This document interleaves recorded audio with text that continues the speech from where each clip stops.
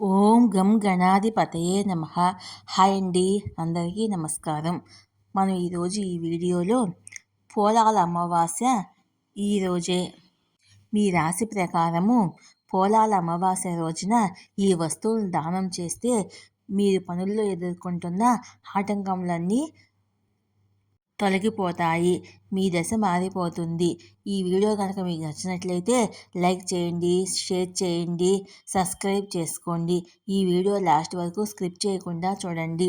ఇలా చేయడం వల్ల ఈ వీడియో మరికొంతమందికి రీచ్ అవుతుంది. ప్లీజ్ సబ్స్క్రైబ్ మీ, సపోర్ట్ మీ. Thank you for watching. Polala Amavasya శ్రావణ మాసము చివరిలో వచ్చే అమావాస్య. సెప్టెంబర్ 2 సోమవారం వచ్చింది. అయితే దీని ప్రభావము మంగళవారం ఉదయము 6 గంటల వరకు ఉంటుంది. దీని కారణంగా ఉదయము 5:45 సూర్యోదయం జరుగుతుంది. అందుకే మంగళవారము ఉదయకాలిక తిథిలో అమావాస్య వస్తుంది.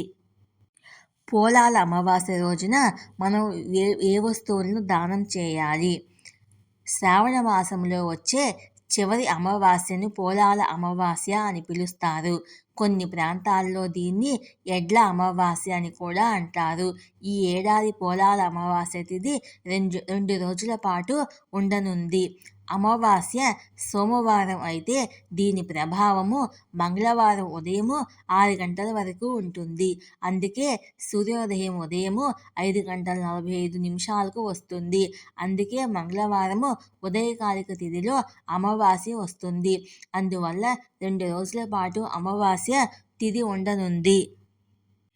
జన్మరాశిలో చంద్రుడు ఏ విధంగానైనా పాపంతో బాధపడుతుంటే, జాతకంలో విషయోగం ఏర్పడి ఉంటే ఈ రోజున శివుణ్ణి ఆరాధించడం వల్ల విషయోగం వంటి చెడు యోగాల నుండి విముక్తి పొంది మనసుకు ప్రశాంతత లభిస్తుంది. ఇలా చేయడం వల్ల చంద్రుని శుభ ప్రభావం వల్ల మానసిక స్థిరత్వం లభిస్తుంది. ఈరోజు స్నానము, దాన ధర్మాలు కూడా ఫలితాలను ఇస్తాయి. సోమవారము అమావాస్య రావడం వల్ల దీన్ని కొన్ని ప్రాంతాల వాళ్ళు సోమవతి అమావాస్య అని పిలుస్తారు. ఈ రోజున మీ రాశి ప్రకారము కొన్ని వస్తువులను దానం చేయడము విశేషమైన ఫలితాలను ఇస్తుంది. ఏ రాశి వాళ్ళు ఏ వస్తువులు దానం చేయాలో మనం ఇప్పుడు తెలుసుకుందాము. మేషరాశి వారు పచ్చి శనగలు దానం చేయండి. వృషభ రాశి వాళ్ళు శివుడికి శనగపప్పు, ఆవు పాలు సమర్పించండి. మిథున రాశి వారు శివునికి ఎర్రని పప్పు, చందనము సమర్పించండి. కర్కాటక రాశి వారు శమీ పత్రాన్ని శివునికి దానం చేయండి. సింహరాశి వారు నల్ల నువ్వులను దానం చేసి శివునికి పాలు సమర్పించండి. కన్యారాశి వారు ఎర్రని పప్పు దానం చేసి శివునికి నైవేద్యంగా పెట్టండి. గంగాజలములో ఎర్రచందనం కలిపి స్నానం చేయాలి. తులారాశి వారు శివుడికి శనగపప్పు, పసుపు వస్త్రాలను సమర్పించండి. వృశ్చిక రాశి వారు గోదానం చేసి శివునికి నల్ల నువ్వులు సమర్పించండి. ధనుస్సు రాశి వారు శివునికి బియ్యము, పంచదార, పాలు సమర్పించండి. అన్నదానం చేయండి. మకర రాశి వాళ్ళు శివునికి పసుపు వస్త్రాలు, పసుపు పుష్పాలను దానం చేయండి. కుంభరాశి వారు శివునికి అన్నంతో అభిషేకం చేసి పాలు సమర్పించండి. మీనరాశి వాళ్ళు శివునికి సెంటు, నైవేద్యము, గోధుమలను దానం చేయండి. పోలాల అమావాస్య ప్రాముఖ్యత.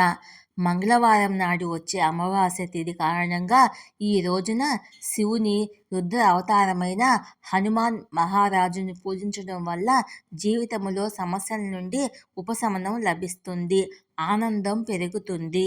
ఈ రోజున కూడా గంగా స్నానానికి విశేషమైన ప్రాధాన్యత ఉందని చెబుతారు. ఈ రోజున పూర్వీకుల పేరిట దానం చేయడము, శివుని పూజించడం ద్వారా ఎవరైనా రుణ విముక్తిని పొందుతారు, సమస్యలు పరిష్కారం అవుతాయి. విష్ణు పురాణము మంగళవారం అమావాస్య రోజున ఉపవాసం చేయడం వల్ల శ్రీ హనుమాన్ మహారాజ్ ఆశీర్వాదం మాత్రమే కాకుండా గ్రహాల్లో సూర్యుడితో సహా పూర్వీకుల ఆశీర్వాదము, పంచభూతాల్లో అగ్ని, ఇంద్రుడు, రుద్రుడు, దేవతల అనుగ్రహము లభిస్తుంది. మంగళవారం నాటి అమావాస్య నాడు హనుమంతుని పూజించడంతో పాటు రుణ విముక్తి కలిగించే మంగళాన్ని పఠించడము, మంగళ మంత్రాలను పఠించడం వల్ల రుణ విముక్తి లభించి పుణ్యఫలం పెరుగుతుంది. వైవాహిక జీవితం విజయవంతమవుతుంది. శారీరక సామర్థ్యాలు పెరుగుతాయి. ఇలా చేయడం వల్ల ఇంట్లో కష్టాలన్నీ తొలగిపోతాయి. ఈ వీడియో కనుక మీకు నచ్చినట్లయితే లైక్ చేయండి, షేర్ చేయండి, సబ్స్క్రైబ్ చేసుకోండి. ప్లీజ్ సబ్స్క్రైబ్ మీ, సపోర్ట్ మీ. Thank you for watching.